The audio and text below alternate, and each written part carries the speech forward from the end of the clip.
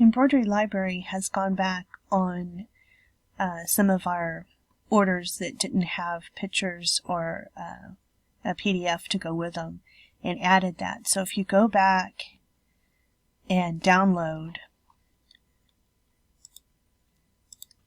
from their site, you'll get a new download that has the PDFs included.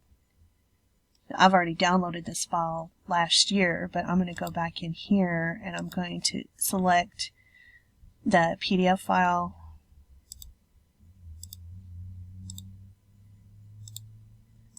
And I'm just going to drop that into my file. That way now, when I click on it, I have a color picture to go with. This is really hard to see, but once you've opened up the PDF file, it has the picture and the color change sheet that you're going to need.